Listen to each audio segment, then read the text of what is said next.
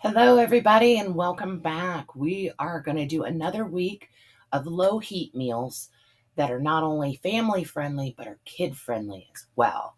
And you know what? They're all really yummy and they're all low budget. So we are going to do 6 dinners for $60. And if you have a family of 4, you're easily going to have some for leftovers for lunch. If you have a larger family, this could easily just be dinners. You may not have any leftovers. So let's get into this. So here is our shopping list. The total actually came out to $59.15 at the Super Walmart in Amarillo, Texas. And before I forget, go to the link in the description. It'll go to my website and you can print out the shopping list and all the recipes at home. No charge at all for that. And that way you can see all the slides and stuff. Now, keep in mind that there's quite a few items on here that you may already have. Things like white rice. You may already have taco seasoning, tomato sauce, ranch dressing. We try to use a lot of pantry basics. So don't forget to check your pantry before you go. Now, I do assume that you have a few items and they're very, very common. Of course, your favorite cooking oil, whatever kind you like, your favorite seasonings, and then you're going to need a little bit of ketchup and soy sauce. And pretty much everybody has those on hand. But thankfully, if you did need them, I'm pretty sure you can get ketchup and soy sauce for under $3. So let's get into the first meal. And I should mention that I probably sound a little hoarser than normal. I'm not sick or anything. It's just we have company. And so we've been just like chitter chattering for like hours. And I realized that I don't actually talk that much. So I'm losing my voice because I've been talking so much. Anywho, back to the show. So you can do these in any order, but this is my kid's favorite. It is pizza bagels. Now you just grab plain bagels. I like to use the tomato sauce that's already seasoned, like with Italian seasoning. It's usually like oregano, basil, and garlic. So it's just open the can and you're good to go. And then this is simple, and everybody can kind of make their own version of this. You can also check your fridge for some other simple items that you want to include. Maybe you want to include mushrooms or green peppers or jalapenos, whatever you like on a pizza. And then we're just going to do a simple spinach salad. Now, depending on how big your family is, the side salads, we're going to use about half of this bag because some of it we're going to use for another dish. And honestly, spinach is actually very inexpensive. So you can buy one of these bags. I think it's like $1.98. And then for the salad part, you can use some of the diced tomatoes, a little bit of cheese, some ranch dressing, and you're good to go. Now let's move on to the next one. Now, because we don't want to heat up our house with the oven, we're going to be using a lot of other sources to cook our foods. That's like grills, air fryers, toaster ovens, stuff like that. So for this one, we're going to do a grilled chicken taco salad. It's literally one of my favorites. Now we're going to do chicken thighs this week because Walmart had this big bag of 4-pound boneless, skinless chicken thighs. Now, it's funny because sometimes I get these and there's 10 thighs, sometimes there's 8 thighs, so you just have to kind of look. I put 4 to 5 chicken thighs, but really we're going to use about half a bag. And then I just go ahead and pull these out the night before because they are frozen. I just put them in a Ziploc bag and then put them in the fridge overnight. Now you can add a little extra seasoning if you like.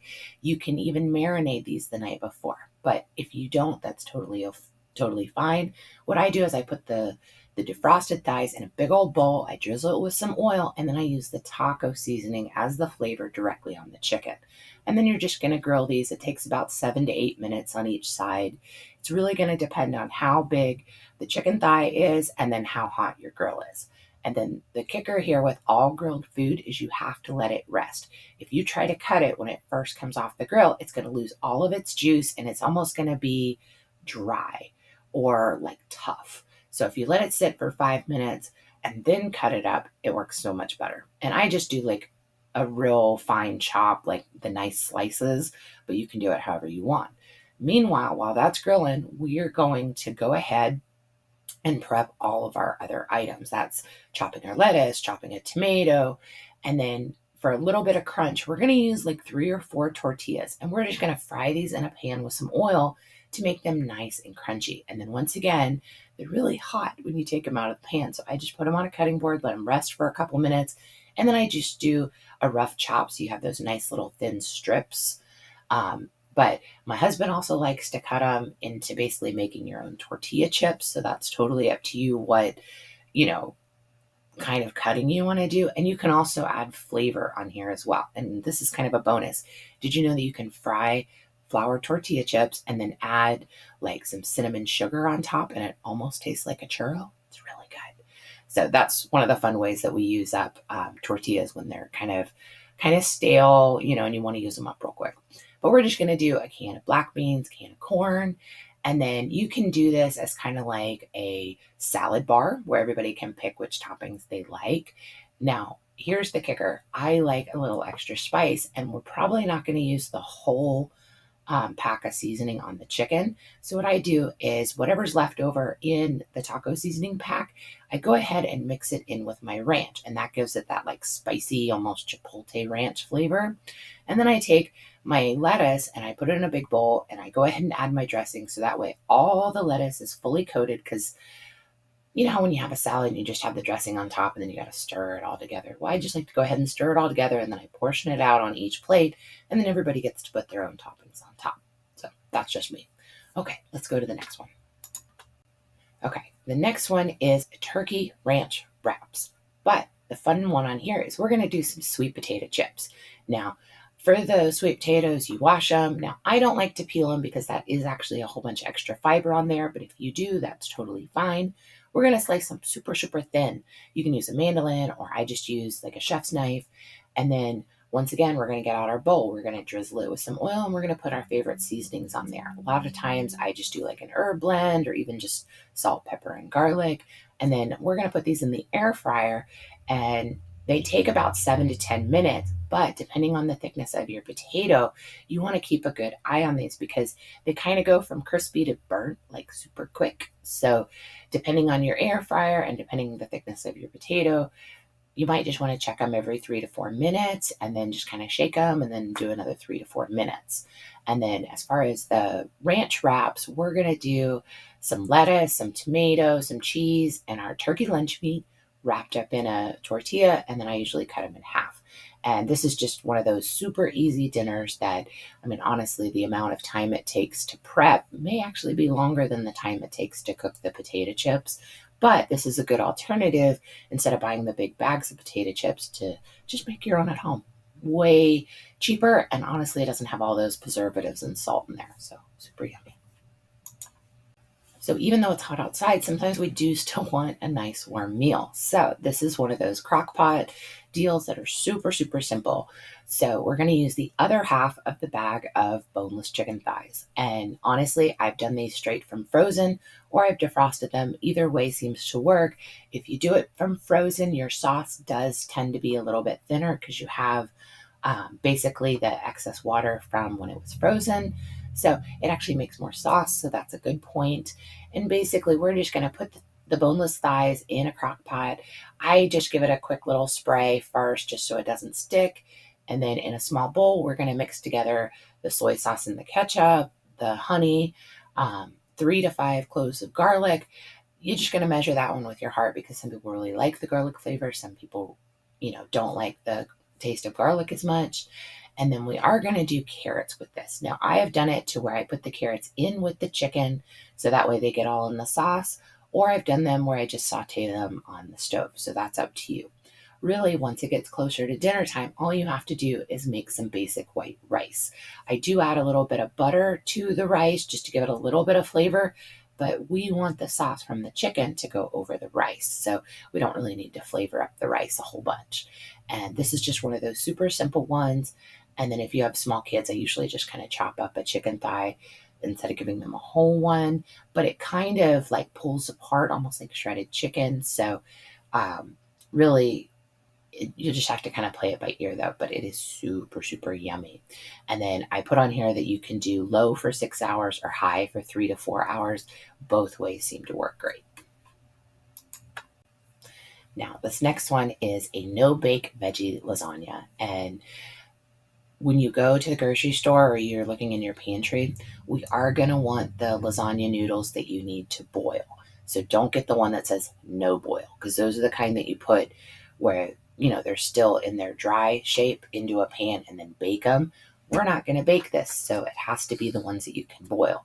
If you've ever tried to boil the no boil noodles, they get kind of gummy.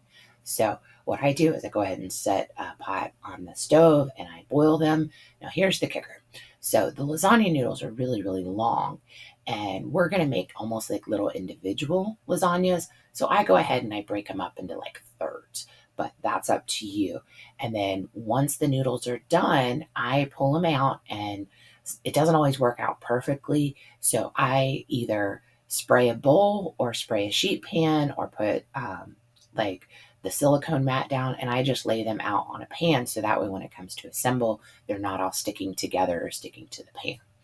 Now, what we're going to do is get a really big skillet, and we are going to take some chopped carrots, zucchini, tomatoes, and onions, but you kind of have to look at the veggies themselves to determine the order. Carrots and onions take the longest to cook, so I usually start with those first in just a little bit of oil. And then once those are nice and soft, I add in my zucchini. And then once that's fully cooked, then I'm going to add in whatever spinach I have left and then some tomato. And then we just kind of stir it until the spinach gets wilty.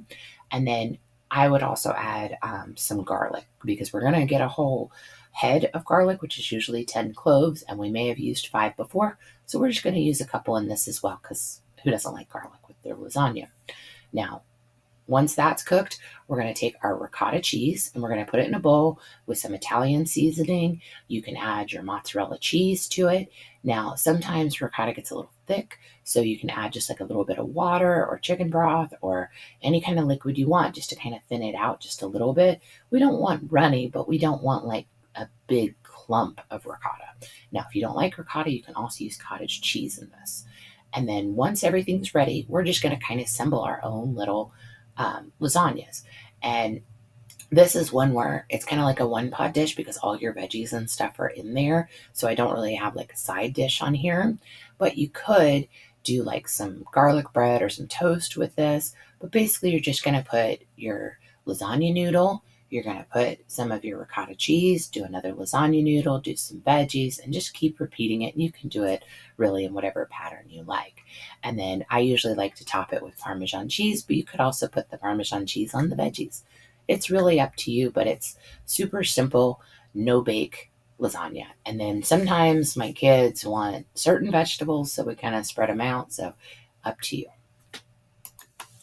Okay, this last one is really fun and easy. We are going to do some kebabs. We're going to do some peppers, like the bell peppers, and you can do any color you like.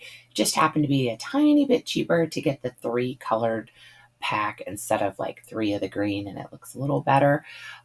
We're going to do an onion, and we're going to do some sausage. And I try to cut these to where they're about 1.5 inches just wide because you got to have enough room to put them on the skewers. And you can use metal skewers. I included in the grocery list the wooden skewers. They're like $1 at Walmart. And then here's the kicker. You gotta soak your skewers. I usually put them in some water while I'm cutting everything else up because if you don't soak the skewers, your meat and your veggies can stick. And then sometimes they actually also want to break. So we're just going to soak them, and then we're going to just do a little pattern. My kids like to figure out what pattern they like, and they help. And then for the side dish on this, I like to do a really nice rice. I recently found the seasoning packet that's called garlic parmesan. It's typically for wings, but what you do is you just take about 1 tablespoon, maybe 2 tablespoons if you like a really heavy flavor, and we're going to make basically our own rice-a-roni at home. So you start with either oil or butter in the pan, melt it, and then you add your rice, you add your seasoning, you stir it all around, and then you add your water. And then you just bring it to a boil, let it simmer for 15 to 20 minutes, and then you're good. Now, I do let you know that if you have small kids, go ahead and remove the veggies and the sausage from the skewers just so there's no poking accidents. If you have older kids, they obviously are not going to poke themselves. So that one's super easy. So that was 6 meals for $60. They're easy, they're simple, they're kid friendly. And you know what? A lot of them are not that much work. It's really more assembly, less cooking. And that's what we need over the summertime. So don't forget, go to the description. There's going to be a link to my website where you can print this out. I've also included a link to walmart.com where you can see the entire grocery list, which is really nice because you can just go through and go, oh, I need that, I need that. So use that. And then you can always find us on Facebook. Just search Low Dough Family. I'm going to leave a link in the description to our meal planning group where if you get stuck, if you have questions, or if you just want to see what other people are serving their family this week, go ahead and head over there. And I hope you all have a wonderful week. I'll see you next week. Bye.